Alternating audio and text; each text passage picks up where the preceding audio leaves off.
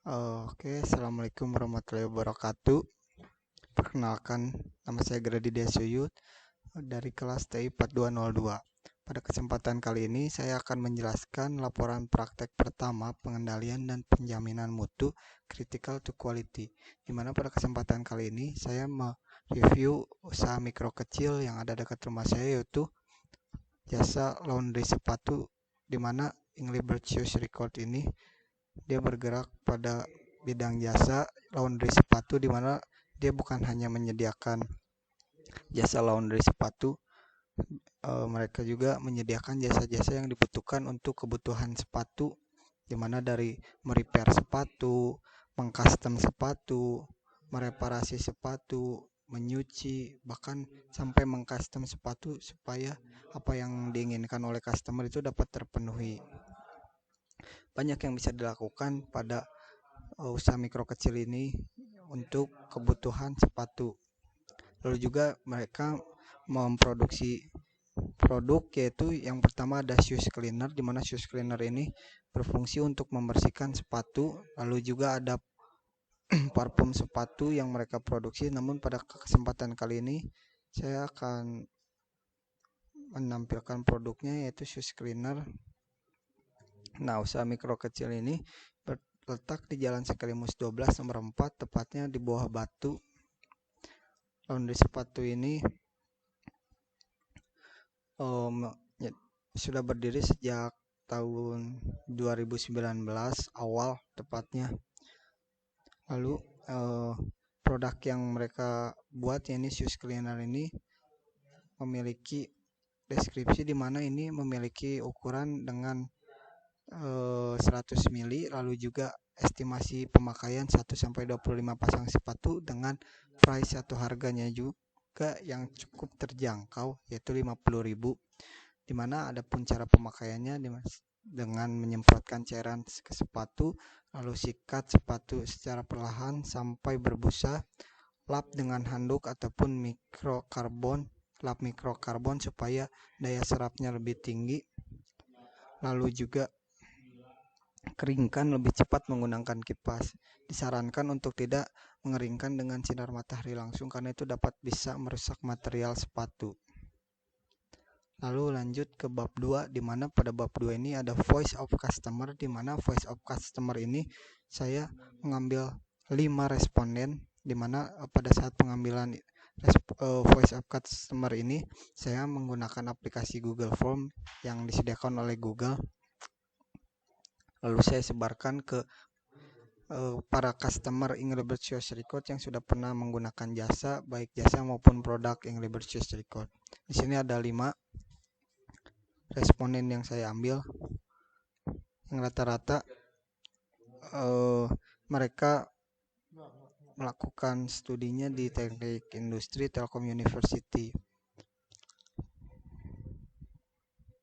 Lalu lanjut ke penyusunan voice of customer. Jadi voice of customer ini didapatkan berdasarkan hasil survei responden.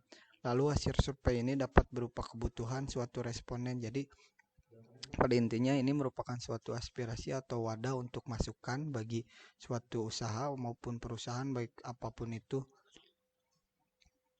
Nah, dulu direkap. Nah, di sini saya mendapat 5 responden dengan voice of customer. Yang pertama ada penambahan saran dari penambahan produk, lalu juga ada diskon paket bundling sepatu, ada dapat mengembangkan produknya hingga ke pasar internasional, lalu tetap konsisten melayani pelanggan, lebih sering lagi diadakan promo. Lanjut rekapitulasi voice of customer, di mana voice of customer yang tadi sudah saya sebutkan ada 5. Lalu identifikasi voice of customer berdasarkan dimensi kualitas. Nah, di sini saya memasukkan dimensi yang saran sudah didapatkan berdasarkan responden. Yang pertama itu tambah produk baru, di mana menurut saya tambah produk baru ini masuk kepada dimensi serviceability, di mana serviceability ini merupakan suatu pengertian dari untuk menambahkan suatu produk, maupun juga pengembangan produk pada suatu usaha ataupun jasa. Lalu juga ada diskon paket bundling sepatu, di mana diskon paket bundling sepatu ini saran dari mereka itu yaitu agar bisa mendapatkan paket yang lebih murah dengan mengajak atau teman-temannya untuk melakukan paket agar bisa lebih murah untuk mencuci sepatu. Nah, kalau untuk itu menurut saya masuk ke dalam dimensi insurance. Kenapa? Karena insurance ini merupakan suatu konsistensi pada dimensi paket saran yang dikemukakan oleh para responden, lalu dapat mengembangkan produknya hingga ke pasar internasional. Menurut saya ini merupakan dimensi performance di mana usaha mikro kecil itu disarankan untuk bisa mengembangkan produknya,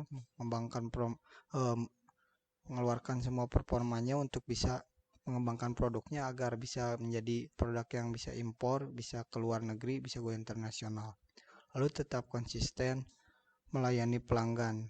Lalu ini termasuk ke dimensi perceived quality, di mana saran yang dimasukkan ini merupakan jadi tingkat kepuasan dari customer yang melakukan order baik jasa maupun produk yang mereka menginginkan agar tetap mempertahankan kualitas dari produk maupun jasa tersebut. Lalu lebih sering lagi diadakan promo, itu merupakan juga insurance juga menurut saya, kepercayaan. Nah, masuk ke bab 3, identifikasi critical to quality dan critical to process. Dimana di sini setelah kita melakukan voice of customer terhadap 5 responden, lalu kita masukkan ke tabel, lalu diklasifikasikan lagi. Yang pertama itu masuk ke event driver, di mana event driver ini merupakan salah satu apa yang menjadi keterkaitan dari voice of customer yang sudah dilakukan responden.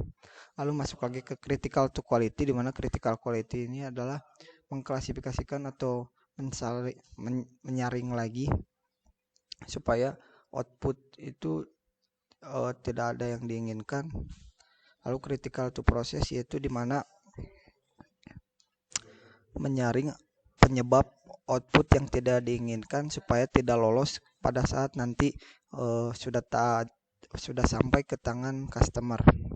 Di sini saya sudah memasukkan semuanya, lalu membagi ke event driver, critical to quality, dan critical to process berdasarkan pengamatan yang saya lakukan, di mana salah satunya contoh di sini tambah produk baru. Menurut saya ini event driver ini masuk ke eksperimen produk, di mana usaha mikro kecil ini harus melakukan suatu eksperimen, di mana eksperimen ini agar bisa menghasilkan suatu produk yang baru.